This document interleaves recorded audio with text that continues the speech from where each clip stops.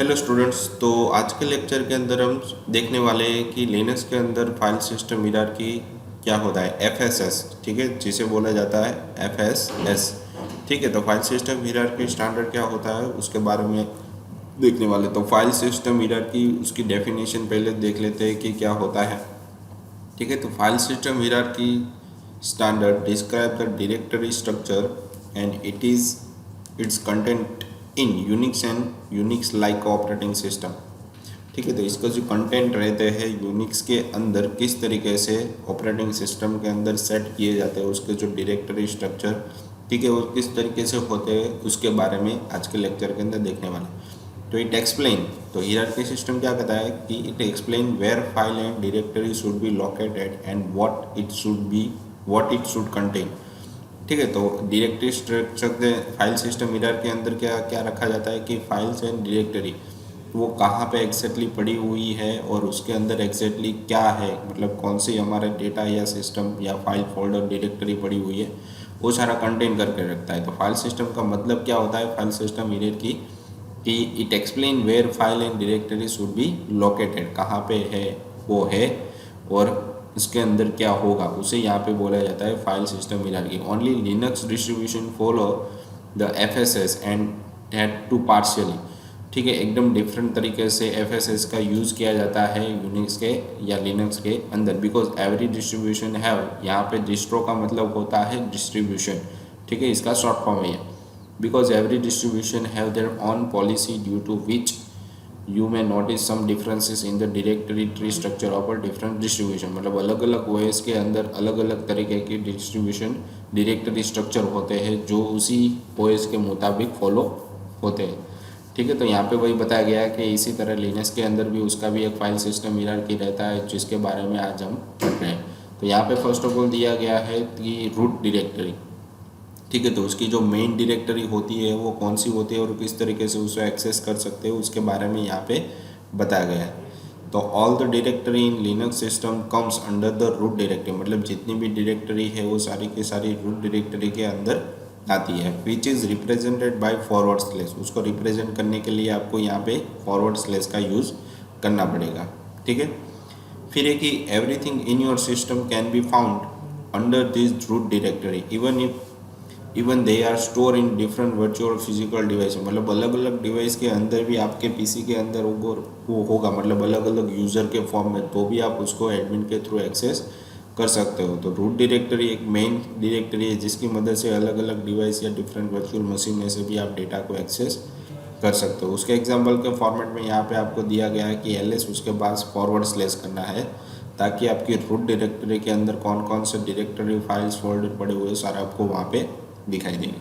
ठीक है, तो इसके प्रैक्टिकल भी हम करते जाएंगे। यहाँ पे आपको कमांड दिया गया है कि ls और फॉरवर्ड स्लैश। ठीक है, तो देखते हैं इसकी कमांड। तो हम पहले तो हमारे जो लिनक्स के उसके अंदर जाएंगे।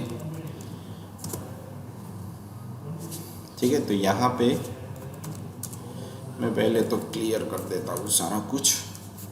अब मैं यहाँ पे लिखता हूँ ls और फॉरवर्ड स्लैश। ठीक है, तो यहाँ पे देखो ये हमारी रूट डायरेक्टरी है, उसके अंदर क्या क्या आ जाता है, जितने भी हमारे मीडिया है, ठीक है, बिन फाइल है, library 64, variable, system, user, root, सारा कुछ इसके अंदर ऑप्शन वो सारा कुछ दिया गया है। ठीक है, तो हर एक के अंदर भी अलग अलग तरीके की फंक्शनलिटी या उसके जो फंक्शन होते हैं, ठीक है, कमांड होते हैं वो अप्लाई किए जाते हैं। ठीक है, तो ये सारे फंक्शन हमारे जो भी होते हैं या फिर कमांड होते हैं वो इसी के अंदर से ही आते हैं। तो इसके अंदर ऑलरेडी सेटअप उसके किए गए कि किस तरीके से डायरेक्टरी या फोल्डर को शो करवाना है या फिर फाइल को या कंटेंट को शो करवाना है। ठीक है, तो इसी तरीके से सारी आपकी रूट डायरेक्टरी आपको अच्छे से दिखाई देगी कि उसके अंदर कौन कौन सी फाइल या कमांड अभी वहाँ पे है। ठीक है, तो देखो यहाँ पे बीन दिखा, तो बीन का भी हम आगे यूज़ करने वाले हैं इसी लेक्चर के अंदर। तो आगे बढ़ते हैं। ठीक है, तो ये तो आपको समझ में आ गया कि फाइल हायरार्की सिस्टम क्या होती है। तो उसके अंदर कितनी तरीके की डायरेक्टरी टाइप होती है वो यहाँ पे बताया गया है। तो यहाँ पे मिनिमम आपको 7 टाइप्स की डायरेक्टरी दी गई है, जिसमें से फर्स्ट ऑफ ऑल है कि बाइनरी डायरेक्टरी। ठीक है, तो इट कंटेन बाइनरी और कंपाइल सोर्स कोड, मतलब जिसके अंदर आपका जो भी डेटा है वो बाइनरी 0101 या कंपाइल असेंबली मशीन लैंग्वेज के अंदर पड़ा रहता है। ठीक है, मतलब आपने समथिंग यहाँ पे हेलो दिया है तो हेलो वहाँ पे 0101 फॉर्मेट में अंदर पड़ा रहता है। ठीक है, तो इस तरीके से डेटा कन्वर्ट होता है। ठीक है, तो देखते हैं इसके अंदर ये बाइनरी डायरेक्टरी क्या होती है। तो लिनक्स बाइनरी डायरेक्टरी, ठीक है, उसका भी यहाँ पे एक्सप्लेनेशन किया गया। तो धीरे धीरे इसके अंदर जितने भी डेटा है वो सारा हम पढ़ेंगे। तो आज के लेक्चर के अंदर बाइनरी, कॉन्फ़िगरेशन और डेटा, ये 3 पढ़ेंगे। नेक्स्ट लेक्चर के अंदर मेमोरी, यूजर, वेयर और नॉन स्टैंडर्ड डायरेक्टरी पढ़ने वाले हैं। ठीक है, तो फर्स्ट ऑफ ऑल तो हम बाइनरी की तरफ चलते हैं कि बाइनरी क्या होता है। ठीक है, वो तो आपको मैंने समझा दिया अभी। जो भी डेटा रहता है वो मशीन लैंग्वेज के अंदर रहता है। ठीक है, तो binary file are the files which contain compiled source code. ठीक है, जो भी हमने डेटा दिया उसको उसने कंपाइल किया और उसके बाद उसने मेमोरी के अंदर डेटा को मशीन लैंग्वेज के अंदर कन्वर्ट करके रखा होगा। They are also called executable files because they can be execute on the computer. मतलब वो सारी फाइल क्या रहती है, एक एग्जीक्यूटेबल फाइल रहती है, उसको 0101 फॉर्मेट के अंदर कन्वर्ट करके फाइल के अंदर रखा जाता है। ठीक है, जिसकी मदद से कंप्यूटर वो फाइल इजीली रीड कर सकता है। तो binary directory contain following directory, तो इतनी तरीके की डायरेक्टरी वो फॉलो करता है। तो slash bin, slash S bin और लाइब्रेरी। तो फर्स्ट ऑफ ऑल हम देखते हैं कि एग्जाम्पल के अंदर स्लैश बिन जैसे लिखेंगे तो मुझे यहाँ पे जितनी भी डायरेक्टरी उसके अंदर पड़ी होगी या कमांड होगी वो दिख जाएंगे। ठीक है, तो फर्स्ट ऑफ ऑल हम बिन देख लेते हैं कि क्या होता है उसके अंदर। तो यहाँ पे मैं जाने के बाद cd डॉट यहाँ पर भी आप लिख सकते हो या डेस्कटॉप के अंदर भी लिख सकते हो, चलेगा। फिर मैं यहाँ पे लिख देता हूँ स्लैश बिन। ओके, पहले लिखना है मुझे ls, उसके बाद स्लैश बिन। तो देखो इस तरीके की उसके अंदर जितने भी यहाँ पे कमांड पड़े हुए सारे के सारे मुझे यहाँ पे दिखाई दे। बहुत सारे कमांड इसके अंदर पड़े हुए हैं। ठीक है, और अच्छे से देखना है तो मैं इसको फुल स्क्रीन करके पहले तो पहले फुल स्क्रीन कर लेता हूँ, उसके बाद कमांड को यहाँ पे बंद करके अब मैं लिखता हूँ यहाँ पे ls स्लैश बिन। ठीक है, तो ls आपको लगाना है। तो देखो यहाँ पे जितने भी कमांड आपके पास थे वो सारे के सारे बिन के अंदर आपको दिखाई दे। भाई इतने तरीके के कमांड हम यूज़ कर सकते हैं। ठीक है, और रेड कलर के जो आपको दिखाई दे रहे हैं वो रूट डायरेक्टरी के फॉलो अप में आते हैं। ठीक है, सारे के सारे कॉन्फ़िगरेशन करने के लिए। ठीक है, तो ये सारे डेटा यहाँ पे एक एरे के फॉर्मेट में पड़े रहते हैं। ठीक है, तो ये होता है बिन के अंदर के जितने भी कमांड है वो यहाँ पे हमने जो भी आगे कमांड पढ़े वो सारे के सारे यहाँ पर भी हो गए। जैसे हमने पढ़ा था कि कैट। ठीक है, तो यहाँ पे मैं दिखा सकता हूँ। देखो यहाँ पे टेक दिखा है। टेक ने हमने पढ़ा था कि उल्टा हो रहा था, डेटा फाइल के अंदर जो भी डेटा पड़ा मुझे उल्टा रीड आउट करवाना है तो उसके लिए। फिर कैट भी है। देखो तो जितने भी कमांड है जितने भी हमने देखे थे वो सारे के सारे यहाँ पे आपको मिल जाएगी। उसके अंदर बहुत सारी फंक्शनलिटी भी दी जाती है अलग अलग तरीके के ऑप्शन फॉर्म में। तो यहाँ पे बताया गया the slash bin directory contains user binary executable files Linux command that are used in single user mode. मतलब एक ही यूजर उसको एक्सेस करें। And common command that are used by all the user like cat, copy, ठीक है, change directory, list. तो ये सारे कॉमन कमांड थे। तो बिन के अंदर जितने भी डेटा रहते हैं वो सारे कॉमन कमांड एग्जीक्यूटेबल फाइल के फॉर्मेट में रहते हैं। ठीक है, उसके बाद रहता है कि एस बिन। एस बिन का काम क्या रहता है? तो S bin directory also contain executable files but unlike a slash bin it only contain a system binary format में रहता है, वही रीड करवाता है। Which require root privilege to perform certain task. मतलब कोई टास्क उसको परफॉर्म करना है तो स्लैश रूट डायरेक्टरी की उसके परमिशन चाहिए। And are helpful for the system maintenance purpose. ठीक है, तो उसके अंदर जितनी भी रूट फाइल है उसके अंदर मुझे कोई भी चेंजेस करना है तो उसके लिए मुझे यहाँ पे एस बिन का यूज़। तो उसके अंदर भी सेम कमांड ही यहाँ पे पड़े रहते हैं। ठीक है, तो वो भी मैं यहाँ पे आपको कमांड लिख के बता देता हूँ। तो पहले मैं क्लियर कर दूँ ls स्लैश एस बिन। ठीक है, तो उसके अंदर भी सिस रूट के अंदर जो भी डेटा पड़ा है उसको चेंजेस करने के लिए या फिर उसमें कोई मॉडिफाई मुझे करना है तो उसके लिए एस बिन का यूज़ यहाँ पे होता है। उसके बाद library. The library directory contain said library. मतलब जो दोनों अलग अलग कंप्यूटर के बीच में या फिर एस बिन या बिन के अंदर शेयर होती है, दोनों में यूज़ किए जाते हैं, वैसे कमांड यहाँ पे आपको दिए गए। मतलब शेयर करते हैं उस लाइब्रेरी को। Which are often used by the S bin and S bin. S bin और बिन के अंदर दोनों में होते हैं, जिसकी मदद से कर्नल में से डेटा आप मॉडिफाई कर सकते हो। ठीक है, तो उसके भी कमांड यहाँ पे आपको दिया गया है कि पहले मैं क्लियर कर देता हूँ यहाँ पे ls स्लैश लाइब्रेरी। ठीक है, तो कॉमन कमांड जितनी भी रहते हैं वो यहाँ पे आपको दिखाई दे रहे हैं। ठीक है, तो दोनों में से एस बिन और बिन दोनों के अंदर ये कॉमन कमांड सारे के सारे रहते हैं। देखो यहाँ पे पाइथन के कमांड बहुत सारे दिए गए हैं। ठीक है, और फाइल के भी दिए गए, ब्लूटूथ के भी दिए गए हैं, ठीक है। तो इस तरीके से जो कॉमन कमांड रहते हैं दोनों लाइब्रेरी के अंदर, दोनों रूट डायरेक्टरी के अंदर, वही कमांड आपको यहाँ पर भी दिए गए, ठीक है। तो ये हमारी बाइनरी डायरेक्टरी थी। उसके बाद आ जाता है कि हमें लिनक्स कॉन्फ़िगरेशन डायरेक्टरी, तो उसके अंदर दो ही कमांड है, बूट और एटेक्स्ट्रा। तो उसको पहले समझ लेते हैं कि कॉन्फ़िगरेशन के अंदर एग्जैक्टली क्या होता है और किस तरीके से हम इसका यूज़ कर सकते हैं। तो configuration directory contain configured file which are configure the parameter and initial setting for the some computer program. मतलब किसी अलग तरीके की मुझे फाइल सिस्टम बनानी है अपनी तरीके से, तो मैं यहाँ पे दो अलग अलग कमांड मुझे यहाँ पे दिए गए हैं, एक तो बूट और दूसरा etc, ठीक है। तो दोनों को हम सब डायरेक्टरी यहाँ पे बोल सकते हैं रूट के अंदर की, ठीक है।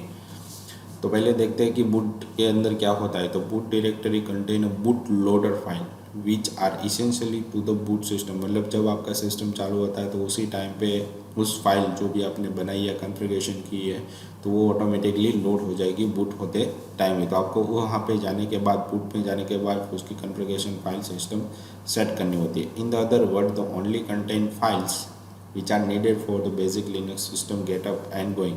मतलब उसको लाने या ले जाने के लिए फाइल को यूज़ किया जाता है कि इस तरीके से मुझे डायरेक्टरी या उसकी फाइल सिस्टम चाहिए, तो उसके लिए यहाँ पे ls boot इस तरीके से कमांड उसका दिया गया है। तो उसको भी हम यूज़ यहाँ पे कर लेते हैं, क्लियर ls/boot।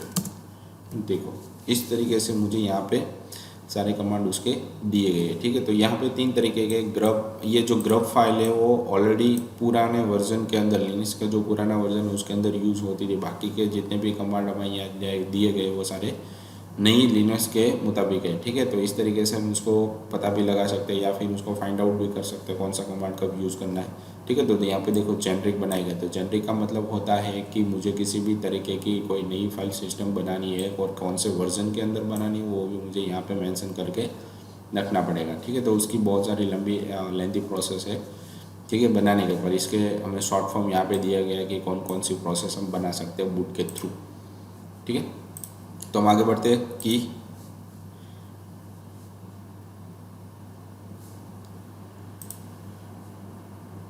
तो अब हमें दिया गया है कि बूट ग्रुप, उसके बाद है दूसरा etc।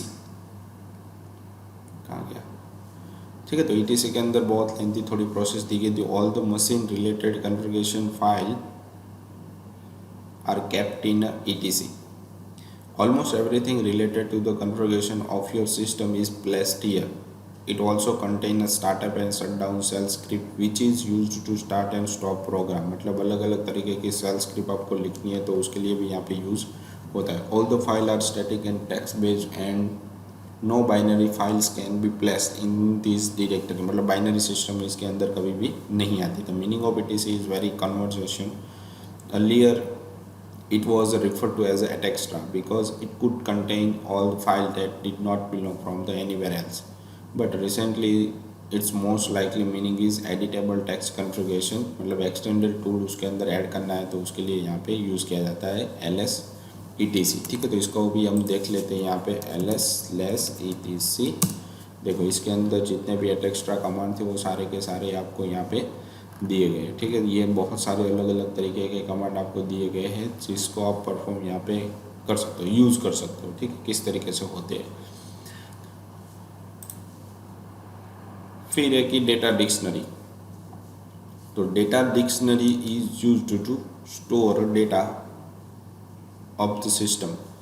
Data dictionary directory contain the following directory /home root srv services and media, ठीक है। तो पहले देख लेते हैं कि होम की मदद से क्या होता है। तो home directory store users personal file, ठीक है। तो यूज़र की जो पर्सनल फाइल रहती है उसको वो स्टोर करने के लिए यूज़ किया जाता है, ठीक है। मतलब जो यूज़र लॉगिन हुआ है उसका जो भी डेटा उसको स्टोर करवाना है तो उसके लिए होम डायरेक्टरी का यूज़ यहाँ पे होता है। After the home there is a directory which is generally name at the user's name like home/sss सिट, ठीक है। तो इस तरीके से जो भी होम डायरेक्टरी रहती है तो उसके बाद आप यूज़र बनाए तो उस यूज़र का नाम यहाँ पे आपको लिखना है, जिसकी मदद से आपको क्या मिलेगा कि जो यूज़र है उसकी भी एक होम डायरेक्टरी रहती है, उसके नाम से वो एक्सेस यहाँ पे कर सकता है, तो होम डायरेक्टरी मतलब ये होम डायरेक्टरी बाय डिफ़ॉल्ट होती है जिसके अंदर कुछ भी तरह का हम चेंजेस नहीं कर सकते, ठीक है। और जो नया यूज़र जो भी पर्सन लॉगिन हुआ है सिस्टम के अंदर, ठीक है, लिनक्स के अंदर, तो उसका नाम यहाँ पे आ जाएगा। तो होम सिस्टम के अंदर मतलब जो भी पर्सन लॉगिन हुआ तो उसके अंदर कौन कौन सी सब डायरेक्टरी आती है वो यहाँ पे दी गई है कि inside this directory we have our sub directory like desktop, download, document, picture, जो आप देख ही रहे हो बार बार, ठीक है। तो ls/home लिखोगे तो आपको अलग से डायरेक्टरी स्ट्रक्चर यहाँ पे अपनी मिल जाएगी, ठीक है। क्लियर कर दो ls/home, ठीक है। तो आपकी डायरेक्टरी कौन सी यहाँ पे मिलन, देखो मिल गया, देखो यूज़र नेम आपको यहाँ पे मिल रहा है, फिर ls/home, उसके बाद जैसे आप मिलन लिखोगे तो उसके अंदर जो आपकी डायरेक्टरी फाइल आपको दी गई है वो आपको यहाँ पे दिखाई देगी, ठीक है। तो ये आपकी मेन डायरेक्टरी थी। उसके बाद आपको दिया गया है कि रूट, ठीक है। तो रूट का कुछ ज़्यादा यूज़ नहीं करना, the root directory is home directory of the root user, जैसे अभी मैंने आपको बताया वही चीज़ यहाँ पे दी गई है। Please not a root directory is different from the slash, मतलब स्लैश के अलावा दूसरा ये रूट डायरेक्टरी है, मतलब ये और रूट डायरेक्टरी और स्लैश कमांड दोनों अलग अलग है, ठीक है, दोनों सेम नहीं है। तो रूट डायरेक्टरी के अंदर जाने के लिए मुझे क्या लिखना पड़ेगा, ls/ और होम लिखूंगा तो मुझे कौन सा यूज़र भी लॉगिन है उसका नाम मिल जाएगा, और मिलन लिखने के बाद मतलब यूज़र नेम लिखने के बाद उसके अंदर कौन कौन सी सब डायरेक्टरी दी गई है वो मुझे यहाँ पे मिल जाएगी। फिर एक मीडिया, ठीक है। तो /media directory act as a mount point और for removable media devices such as CD-ROM, floppy disk, USB device, मतलब मीडिया की मदद से आप किसी भी तरीके के अलग से जो एक्सटर्नल डिवाइस होती है उसको आप अटैच करवा सकते हो या उसको रिमूव करवा सकते हो, ठीक है। तो अटैच होने के टाइम ऑटोमेटिकली आपको डिवाइस दिखाई देगी, इंस्टॉल हो जाएगी, पर रिमूव करते टाइम आपको क्या करना पड़ेगा, उसको परमानेंटली वहाँ से रिमूव करने के लिए आपको अलग से कमांड वहाँ पे दी जाएगी, ठीक है। तो ये मीडिया कमांड था। This is newly introduced directory and hence system can run without this directory also. तो आपकी जो सिस्टम रहती है वो मीडिया के अलावा भी चल सकता है या फिर उसके साथ भी चल सकता है। तो /media कमांड है वो आपको नए तरीके से इंट्रोड्यूस किया गया है लिनक्स के अंदर, जो पहले नहीं था आई थिंक, ठीक है। और उसको यूज़ करने के लिए ls/media आपको लिखना पड़ेगा। तो देखते हैं कि इस कमांड के अंदर हमें क्या मिलता है, ठीक है। तो यहाँ पे देखो फ्लॉपी और फ्लॉपी 0, तो 2 फ्लॉपी अलग अलग तरीके की मुझे ऐड करवानी है तो मैं यहाँ पे कर सकता हूँ। तो 2 स्लॉट मुझे अलग से दिए गए, ठीक है। तो इसका भी यूज़ मैं यहाँ पे अच्छी तरीके से कर सकता हूँ, ठीक है। तो आज के लेक्चर के लिए इतना ही था। तो और उसके बाद जैसे हमारा लेक्चर यहाँ पे ख़त्म हो रहा है तो यहाँ पे आपको फाइल सिस्टम हायरार्की क्या होती है, बाइनरी डायरेक्टरी, डेटा डिक्शनरी क्या होती है, तो उसके बारे में यहाँ पे बताया गया है, ठीक है। तो उसके क्वेश्चन आपको सबमिट करवाने आपके RNWIT एप्लीकेशन के अंदर, जिसकी मदद से आपकी अटेंडेंस वहाँ पे हो जाएगी, ठीक है। तो आज के लेक्चर के अंदर हमने क्या देखा कि हमारी जो लिनक्स फाइल सिस्टम थी हायरार्की उसके हमने फॉलो किया। उसके बाद अभी हमारे पास memory, user, Unix system, resources, where and non standard, ये 4 तरीके की अभी डायरेक्टरी हमारे पास अभी पढ़नी बाकी है, जो हम नेक्स्ट लेक्चर के अंदर देखेंगे, ठीक है। तो आई होप कि ये जो बाइनरी कन्फिगरेशन और डेटा डिक्शनरी क्या होता है एग्जैक्टली, उसके अंदर किस किस तरीके से आपको डेटा मिल सकता है, कितने तरीके के कमांड होते हैं और कितने कमांड शेयरिंग में होते हैं, तो वो सारी चीज़ें मैंने यहाँ पे आपको बता दी। और डिटेल में आपको जानना है तो आप नेट पे भी फाइंड आउट कर सकते हैं टॉपिक वाइज, ताकि आपको वहाँ पे और ज़्यादा डिटेल में जानकारी मिल जाएगी, ठीक है। तो आज का लेक्चर के लिए इतना ही था। Thank you.